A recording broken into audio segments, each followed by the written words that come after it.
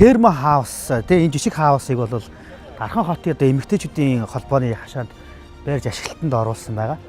За энэ хаус маань бол үндсэн хийцэл нь канат хийцэлтэй буюу модон арагт бүтцтэй. Бүх талаасаа дулаалга нь бол 30 см-ийн дулаалгатай.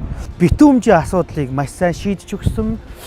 Цонх бол мэдээж бас эрчим хүчний алдагдaltaгүй тэгээ одоо нэг үндсэн бүх шаардлагуудыг хангасан ийм цонхтой байгаа. Дээвэр дээр нарны энергийн хавтангуудыг суйрлуулж өгсөн. Ямар нэгэн байдлаар дулаан алдагдал байхгүй. За энэ жилээс Монгол базаалт компани бол нэг шинэ одоо шийдэл технологиг нэвтрүүлж байгаа. Энэ бол одоо баси базаалт панел буюу одоо ийм модон арагт бүтц ийм хавтангуудыг ингээ үйлдвэрлэдэг үйлдвэрийг ашиглалтанд оруулж байгаа. Шал болон хан гээд бүхий л одоо хавтан байдлаар хийж болох бүтээцийг дундаа 30 см-ийн зузаан одоо чулуу хүүн дулаалгатаагаар ингээд үйлдвэрлэж ашиглалтанд оруулж байгаа. Энэ бол нөгөө барилга байшингийн барих хөвцийг маш хурдтай болгож өгж байгаа, цаг хугацааг хэмнэж байгаа. Дархны энэ термо эрчим хүчний хэмнэлттэй термо хаусан дээр ашигласан яг ийм одоо дундаа дулаалгатай ийм ханы бүтээц, шалын бүтээцийг энэ дээр анх ашиглаж ингэж туршиж